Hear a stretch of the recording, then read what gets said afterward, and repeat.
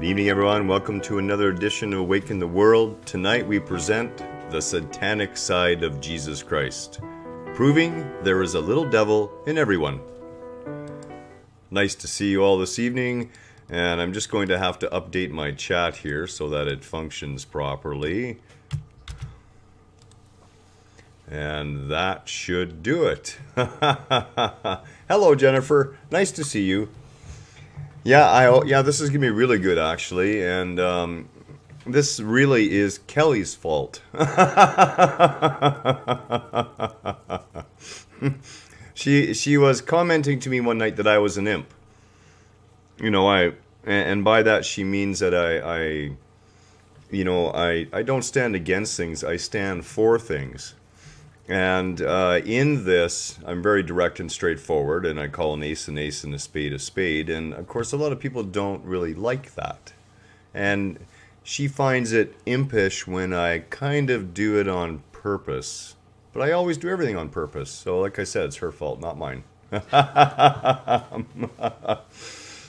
Cindy. Nice to see you too. And Jasmeet's here. Hello. Wonderful to see you all today. So, a little update. I had made a post, I had shared a post, in regards to the meeting we were going to in the wetlands. And for anyone who didn't see it, then we had updated, we had gone and Daniel had also spoken. And we found out the results that the council did the right thing. And they have not okayed the rezoning.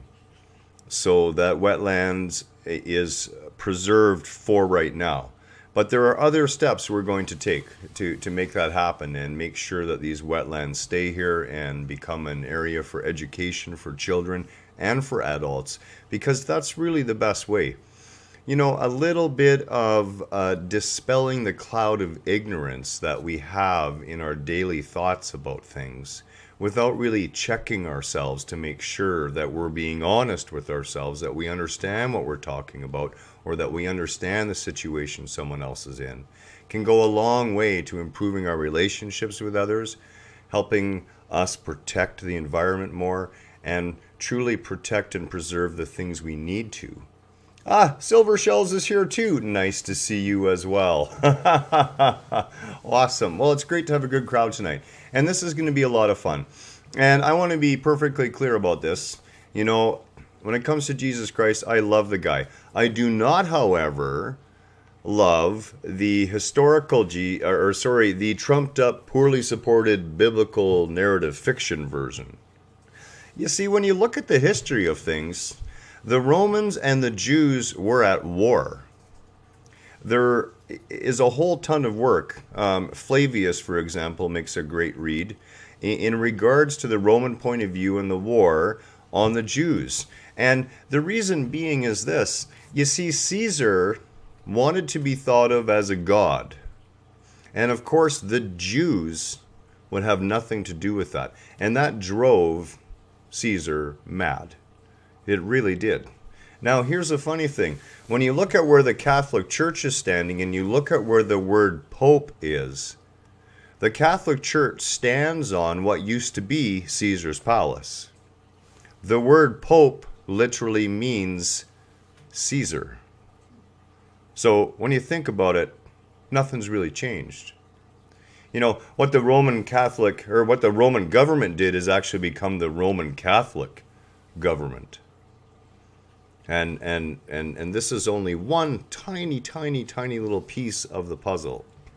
Now, here's the thing about Christ. And when I say the satanic side, okay, remember the two little bouncy solar guys there, the angel and the devil. We're talking about the egoic side of Christ. The side of Christ that, looks like Kelly's going to go running for them. Oh, here she comes. Thank you, my lovely assistant. So remember these two guys, right? We have our more, aware side, the side that's a little closer to being connected with our higher selves, that feminine energy side of ourselves, that receptive, open, pregnant womb of all creation side. And then we have this egoic little bugger over here who's full of action and always wants things his own way or her own way and wants it right now. Gets angry, gets upset, reacts poorly in situations. So this is what we're really talking about. We're talking about that side of Christ and why, the concept that he was the only Son of God is, quite frankly, insane. And Christians are waking up to this. That's the reality of it. There is a movement that is on. Churches are dying everywhere. And you know what? I don't want them to die. Churches serve a wonderful place to form community, but not in the form they're at right now. Not in a spirit of separation, in the concept of looking out through rose-colored stained glass windows that we're saved and anyone outside of us is not. This is not what inclusion, what togetherness and oneness is all about. So Christ, well, you know what? He was a political rabble-rouser. He hated the establishment. He was a church buster. He wanted nothing to do with religion at all. He got pissed off at his mother. That says something about the guy right there, right? Who gets mad at their moms? He was a mass murderer. We're going to talk about that one. And he had zero respect for any religious leader.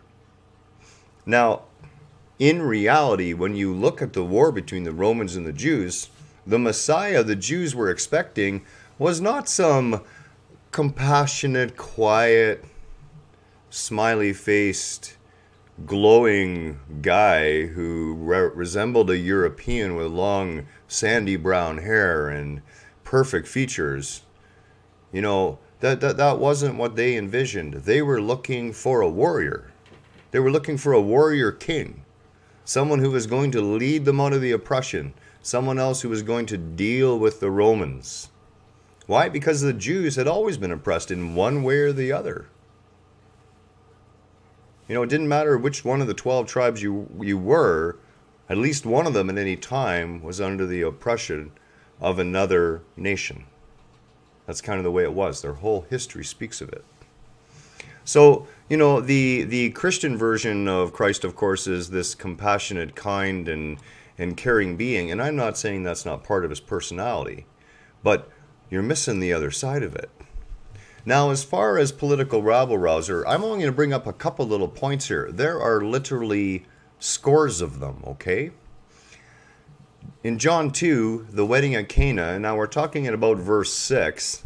Now 6 stone water jars had been set there for the Jewish rites of purification. Each could hold from 20 to 30 gallons. And those were the jugs that Christ told the servants to pick up and fill with water. Now, most people won't get this, okay? But the 6 stone jars set aside for Jewish rites of purification had nothing to do with common folk. It had to do with visiting dignitaries only. It had to do with rabbis, with members of the religious establishment or the elected government establishment.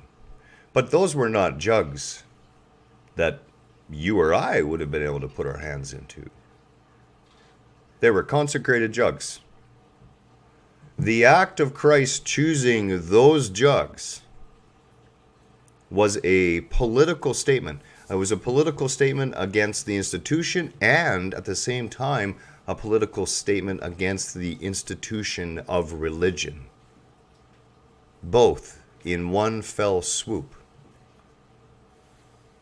And when he said to his mother, and he got mad at his mother, and he said, "Woman, it is not my time." He wasn't talking about it wasn't time to reveal himself as some high and mighty being. He was talking it was not his time to make his thrust into the heart of dealing with the establishment, of setting a new standard, of setting a new way of being. The Grim Reaper. Well, hello, Grim Reaper. You know nothing of my work. Crucifixion, speaking of Grim Reaper, was used by Rome for those who systematically rejected imperial authority, including chronically defiant slaves and subversives who were attracting a following. You see, Christ had become dangerous. Over the course of his career, which was very short when you think about it, and we're going to talk about that as well, he did gather a large following. People were cottoning on to this new point of view, of course, because they were living under two types of oppression. They were living under the oppression of the church establishment, and they were living under the oppression of the Roman establishment. You know, they were basically screwed either way they looked. And crucifixion was not, you did not crucify thieves. You would have deforested the entirety of the region long before it actually happened had you done that. Thieves were everywhere. And really, again, I have to state, you know, when it comes to Christ, I love him. We have a lot of conversations. We really do. And he is not this quiet person as a being. Christ consciousness, that awakening consciousness, is the same consciousness that was in Krishna, the same consciousness in Buddha, the same consciousness in Christ, the same consciousness that reveals itself in every living being. We are all on that path to that same level of awakened consciousness, colored always by our egoic sense of self. And, you know, I do love him. I really do. But not as some sort of unreachable Jewish cosmic space zombie. You know, if I drink his blood and eat of his flesh, I mean, no, thank you. I gave up cannibalism 3,260 years ago, at least. It is the same consciousness as Buddha we're talking about. The man is to be revered and respected, but not for what the Christian interpretation of it, or what's been done and bastardized into that Bible, but what we honestly can find out by looking just a little bit deeper in what they could not hide, in seeing that there was a man underneath there, a man who had obviously traveled into the East and gained the knowledge and wisdom and was on that path to enlightenment. But he wasn't quite there yet. There was an egoic being still present. His ego still got the better of him sometimes. He was a human being with an egoic sense of self and self at the same time, both the little self and the higher self. He saw the dark side of himself. That dark side is not something we throw out. That dark side is something eventually we have to learn to embrace. And in the meantime, it had its uses for him. He was determined to waken consciously. 40 days in the desert, never mind the 18 years of wandering and the study and the gathering of knowledge and wisdom. But taking that last 40 days, and when we look back in the Old Testament, we see a mirror of that. And there's another hint. You know, the Israelites and 40 years in the desert. 40 years kept out of the land in milk and honey. This 40 years is representative of total purification of being. You know, when we look at it, the Bible is fraught with numerological undertones that a lot of times are carefully hidden, as they've done with reincarnation. But they couldn't take that quite out of the picture, and we've talked about that before. You know, and as I said, as far as still having an ego, he did get pissed at his mom. He did. Christ was a mass murderer. And you know, here's the way I'm thinking about it. He knew that he was going to kill those pigs. And, you know, in Matthew 8, we find out there was 2,000 pigs there. Now, you would think, knowing that God had created those pigs and that, you know, that they were defenseless creatures, what a sight that would have been. You know, he killed off 2,000 pigs without even thinking about it. That's the last mention of it. They didn't even say they went and got the meat and had a barbecue. I mean, it was just over. That's it. You know, if that happened today, there would be inquiries, there would probably be jail time and big fines. You just can't get away with that sort of thing. He was also apparently not a tree person at this point either, or he was having a really bad day out there in the desert heat. You know, Mark 11. He spied a fig tree in the distance, and he was hungry. And it also says actually in the NLT version that it was not in season. So, you know, not in season. He goes to the fig tree and there's no figs on the tree. Go figure. Yeah, it's true. Mark 11, take a look at it. The poor fig tree had no figs on the tree. And what did he do? He effectively killed the tree. He cursed it. He told the tree that no one else, that it would never bear fruit again. That it was done. No one else would ever eat of your fruit. Your fruit's done. You're over. You know, I figured it was just a really hot day. What we're really talking about is the fact, though, that he had an egoic side to himself. He had a dark side to himself. He had a satanic side, if you want to call it that, okay? I mean, the one thing I've noticed is if you put the word satanic and Jesus in the same sentence on the title of a video, more people tend to perk their heads up. That's okay by me. It works. The point is this, we all have this satanic side. Oh yeah, I do that to her all the time. You know, you can read again in John. Do you remember, is it John 2, when John the Baptist? I can't remember. Anyways, you can go in there, and when John the Baptist, the disciples in Christ are talking about John the Baptist, or they're not talking about John the Baptist, actually. And they mention that Elijah has to come back to have the prophecy fulfilled.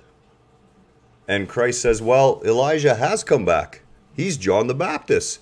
And the apostles don't get upset by that. They don't go, what?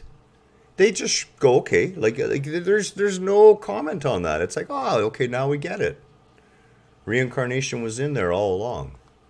Was hiding there. They couldn't take that part of it out. Why? Because that prophecy had to be fulfilled according to Jewish custom in order for him to be that Messiah.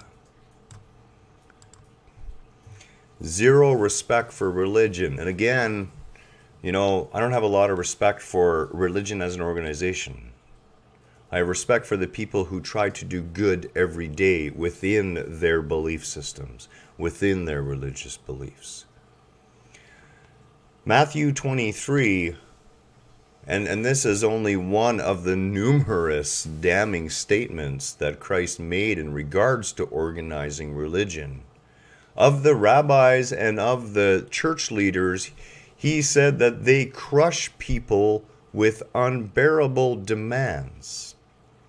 What sorrows await you teachers of religious law and you Pharisees, hypocrites! For you are careful to tithe even the tiniest income from your herb garden, but you ignore the more important aspects of the law, justice, mercy, and faith. You know, the sad truth of it is there was nobody who would show you less mercy, aside from a Roman soldier, than a member of the religious order of the day. They were merciless when it came to administrating their laws as they interpreted them. Christ had no and wanted no truck with that. He did not believe in organized religion in any way, and he showed us a different path, a path that Christianity has spent the last 2,000 years trying to cover up. But here's the deal. Like all truths, it's been leaking out all over the place. The Bible is full of holes, and they're bleeding fresh blood. And that is good. It means the death of an old, ignorant level of understanding and the birth of a higher level of being, a birth of hope. Hope that I believe it is Matthew 23, actually. I hope that we ourselves can actually do the same thing. That Christ isn't some anomaly, some one of a kind, the only. You know, as soon as you do that to it, you disempower the entire human race. You disempower every single person ever born. Christ's consciousness is our consciousness. It's not something you get. It's not something that's coming back to visit. You know, back to that cosmic Jewish zombie. By the way, I love that. I think that's so cute. He was educated and enlightened by the Eastern mystics. He still had an egoic sense of self. He still struggled with that egoic side of himself, that dark side of himself, that self-protecting, self-preserving side of himself. He sat there in the Garden of Gethsemane, and it doesn't. Okay, I have to think about that. I don't know if he was in the garden, that garden specifically. I believe actually he was out in the garden behind. Was it Peter or Paul's place? You remember? Anyways, it's the night before he knows he's going to be arrested. And he knows what's coming. And yet part of him doesn't want it. So he says, you know, take this bitter cup. Can you not take this away? Do I have to do this? And of course he hears silence in return. He must make the choice. And he makes the choice. He didn't sacrifice himself on the cross to be the blood sacrifice, the last blood sacrificed for the angry, arrogant, egotistical God of the Old Testament. He wasn't that last blood. You know, can you imagine a father wanting to cut his son up on a cross just for kicks? Gethsemane. Yeah, so it was Gethsemane. Thank you, Cindy, very much. You wouldn't believe the number of facts and books that I've memorized, and what's happened ever since about 55 or so is the sheer number are beginning to cross-connect a little bit. Sometimes I got to kind of pull it apart for a minute or two. He was against organized religion in every way. And I am not saying that, you know, and he was back in the day against it. You know, he got angry. And he just didn't get a little bit upset. He went into the temple and he wreaked havoc. He threw the tables over. He scattered the money. He picked up a whip and he whipped those money changers right out of the temple. Vipers and serpents, I believe he called them. You know, today we would arrest the guy and put him in for a 30-day mental evaluation. You know, he was a human being on the road to enlightenment, on the road to fully awakening. Today, in this day and age, I am not against organized religion. I stand for oneness, for wholeness, for unity of all. That is the real Christ within us. Because if you look at him closely, despite his downfallings, yeah, exactly, or nut house, eh? Despite his downfalls, despite the few times he tripped up with himself, okay, I mean, he got really angry at the disciples in the boat too, when the storm started up. It was like, you guys are pussies, come on.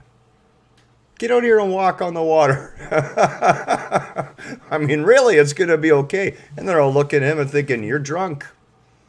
You got to be drunk. You know, he was a human being on the path to enlightenment. He had a darkness to him. He wasn't this quiet individual all the time. He spoke with authority. He rode in on a donkey, which, if there's anything in the entire Bible that they forgot to twist, it was that donkey. Take a look at Taoist and Buddhist literature. And keep in mind that Buddha precedes Christ by over 600 years. You will see the meaning of the man riding on the donkey, the man who has finally conquered the ass that he is, the ego. It's a very, very, very well known. Yeah, well, possibly he whipped them. You know, depends which version you look at. Personally, I see no issue at all, Michael, with him picking up a whip. It wouldn't be, you know, the first time, that's for sure. He was against government because he saw the dangers that government represented in oppressing the people. Now, how do we interpret that in today's world? How do we deal with that today? Well, of course, we don't want to be against anything, but we want to stand for. For example, when we went to stand for the marshlands, we were not against the developer. We weren't. We understand there needs to be new homes. There needs to be places for people to live. But my question to council was, what matter will it be to have places to live if there's no water? If there's no aquifer anymore? This is what we have to take from that side of it. And there is going to be times when that dark side of us will come out. There will be times in us when that egoic side will leak into that which we would try to do from a higher place of consciousness. You know what happened to me last night? The last question I asked is I looked the entire council in the eye, including the mayor, and I said, you know, before I came here this evening, I did quite a bit of research. I went and checked out what you're actually capable and not capable of doing. You're telling me that it is your purview to make these decisions. How much research have you done? And the response was, we don't have to answer that. And I became a little bit flippant at that point. The egoic side of myself came out, and I popped right back. Well, I guess that's answer enough. Clearly not enough. To me, I saw no reason to have the discussion. Destroying marshlands in favor of a parking lot and an apartment building doesn't make a lot of common sense. Christ taught us that salvation was within. He didn't say or mean, follow me, I am the only frickin' way. That's not what he meant. He meant, follow me, I'll teach you what I know, and you're going to have your own path. You're going to have your own journey. And that's what he did at every turn. He tried to school people, he tried to teach, and sometimes those lessons came hard. And he wasn't quite there. Not until the very end. Even up until the day of his crucifixion, there were moments where the egoic side of the man, the dark part of himself, still was struggling in self-preservation, was still trying to find a way out. And there's a lot of talk that possibly he did, possibly someone stood in for him. But that's not really the point here. We're not talking about that. Because no matter what the history books say, no matter how many people want to argue about what the truth of his existence was, or whether he even existed at all. Okay, and nobody standing here today in their right mind can state, I know exactly what happened. But we can look at his life as an indication, again, of the journey from unconsciousness to full awakening. The journey from the birth of that being that the sages and the seers and other men of wisdom from the East knew was coming. Another incarnation of the Buddha of compassion. And just like Siddhartha Gautama, the original Buddha, some 600 years prior to that, he would grow up and face his egoic self as we face our egoic selves, as we face our dark side. That dark side, that satanic side of Christ, is our ego. It's the same ego that he had. Look to his life and what it means for you in your journey, how you can apply his wisdom. And I'm not saying there's a time to go out there and whip with words or otherwise anyone. But what I am saying is that you have to relax with yourself. Stop beating yourself up. Stop trying to attain some level of perfection, thinking that's the goal. That's not the goal. Christ's journey didn't end with his crucifixion on the cross. He didn't not come back. The being that he was will continue to experience lifetime after lifetime after lifetime. And we are promised in every spiritual text, in every wisdom teaching, that, once every 5, 6, 7, 8, 9,000 years or so, someone's going to show up to try and point the way again. And this time, there's tens of thousands of us showing up. Tens of thousands of us here to say, look beyond. And this is where we really have to be clear. And this is the reason for that title too, okay? Because it is galvanizing. We get caught up in that idea. Wait a minute, the satanic side of Christ? Well, how can you have that? Especially if there's no devil. We get caught up in our language. We get caught up in the labels we put on things. And we get caught up in our expectations of who we're supposed to be and how we're supposed to be. To be Christ back then was to literally stand up against a wave coming up against you and try to struggle your way through it. And you know what? There's really only two choices. You will choose for yourself. You can either struggle your way through that wave and point in a new direction, or you can allow yourself to be swept away with the crowd. There's a problem though.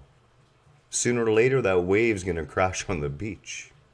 And when it does, that beach is going to be full of pretty sharp rocks, and it's really going to hurt.